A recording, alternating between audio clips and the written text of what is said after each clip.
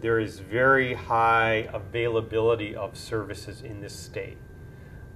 But that doesn't mean the uptake is particularly high. We're pretty good. I don't think we are worse off than most other states in that regard. I know the Advertiser in their editorial argue that we are the most remote place in the world, and as a way of leapfrogging, getting closer, closing that gap, this is the opportunity. Yeah, These so are the roads. There's sort of an interesting conundrum there, which is that the people who are the most remote have the greatest need of these kinds of technologies because they equalize access. And that goes for Hawaii relative to other states. Think about our travel challenges when we try to work with people in other states. And you can also think about it as people in remote regions who don't have access to sophisticated healthcare in their communities, to a wide range of educational offerings because they're off, say, in Puna, Hana, or somewhere that tends not to have great access to public services that are fairly routine here in Honolulu. David, you mentioned the parallel wires being put in the ground. Not to use the analogy of the train and iron tracks, but isn't there a better way, a different technology, rather than putting wires in?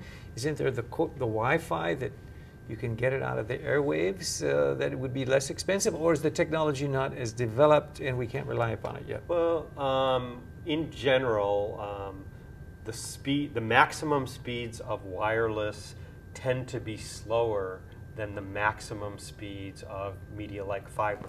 So that doesn't mean one is better or worse. In fact, we have a section on this in our Broadband Task Force report, I'm sure you will recall, pointing out that it's not wired versus wireless, but both are very complementary. Yeah. Wired, particularly fiber, does give you higher speeds. Wireless is great because it gives you mobility, and it also can fill in places where it's just not cost effective to pull fiber to 100% of households in Hawaii or the country. The Australians, their strategy is essentially, they think they can pull fiber to about 90% of the premises in Australia. It's a country almost as big as the US. I mean, it's huge. You don't think about it because it's a small thing at the bottom of the map.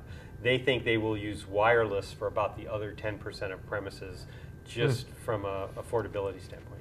And I'm curious, since Korea is like 10 times faster than Hawaii, what would they be doing in terms of speed for wireless? Even though you said it's less than cable, what would the wireless speed be for Korea, which is kind of the right now, their wireless is pretty comparable to ours, and we're seeing these rollout of the so-called 4G services just starting to hit Hawaii also.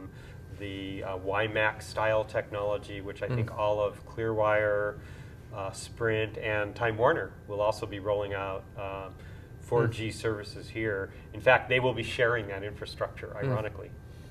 You mentioned the franchise issue. A lot of people, Larry, may not know about how this program by Alelo, how public access is paid for, and how the cable franchisees actually have a franchise tax of which these programs are made of. You want to explain a little bit by that, because there's only one or two in the state, and how this may be a funding issue that, and is it the most advanced and the best way to use the franchise system?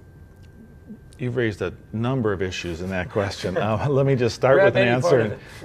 The Federal Cable Act from decades ago authorized the imposition of a franchise fee in order to move forward on what was then a new vision, and that is public communication. And they had in mind, and they described it as public education and government, and so that's the acronym PEG. Okay. On Oahu here, Olelo is currently the PEG entity. We have one on Maui, Akaku, the Big Island, Naleo, and Kauai, Hoike. So we have 4 PEG entities in the state. They're funded, as you mentioned, through a franchise fee, which we, the DCCA, direct Time Warner as the franchisee to assess against the cable subscribers. So all the folks who get Oceanic cable at home are paying a franchise fee. The federal law authorizes up to 5% of a franchise fee. Here in Hawaii, we don't take it up to 5%. I think it's at approximately 4.6%, with the PEG entity on each island getting roughly 3%, the public broadcasting station getting 1%, and our department getting 0.6% for the operation of the cable television division. So everybody viewing is paying 4.6% of their bill. That's right. To run this program, 0.6 to run your office. That's to right. pay your salary. Well, it's for our cable television division, really, but I suppose it's an overhead component to me. I want to personalize it Yeah. to some degree, of which the abstraction is somewhat difficult to understand. How long has that system been in place?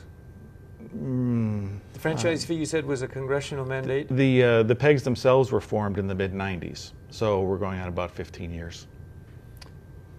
Because I think, David, the way the system is set up, it doesn't leave too much room for competition when you've got essentially one or two at most. Or is Hawaii unique in that we don't have as many as other states, or do other states have the same kind of one or two franchisees? You know, when I got started working with cable franchising through a couple of different activities in the state, there were actually about 8 or 9 cable companies competing with each other.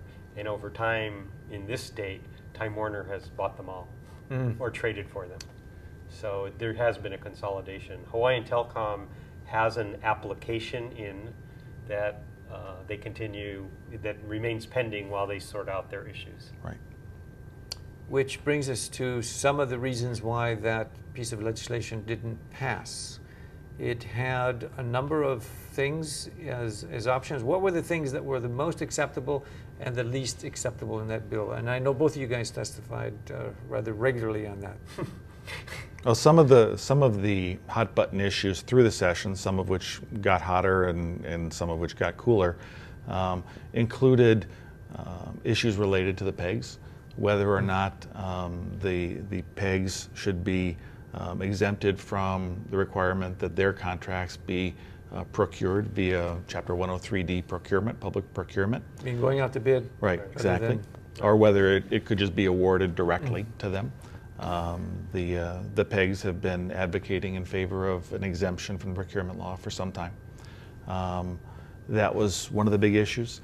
The deregulation, whether soft or hard, of Hawaiian Telcom was another very big issue, on top of the real broadband related issues and the regulatory reform issues.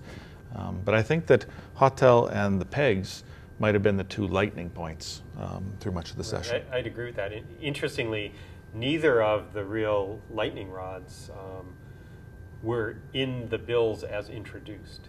And these are issues that the Broadband Task Force did not really address as for immediate action. But I think what happened was, because this was the broadband bill, people with these interests basically showed up and said, well, if we're going to be working in broadband, then we need to pay attention to the PEG issue, we need to pay attention to the regulatory reform issue for the phone company. Language got put in, some people liked it, some people didn't, and then those two issues sort of dominated much of the conversation. I think in general, by the end of the session, most of the issues relating to what the task force was recommending, there was a pretty good comfort level with where we got. And in fact, a lot of the credit for that really goes to DCCA, Larry personally and his staff, conducting certainly scores of meetings with stakeholders, legislators, and others to try and refine the language and get it into a pretty acceptable format that we thought both the House and the Senate would be able to accept by the end of session.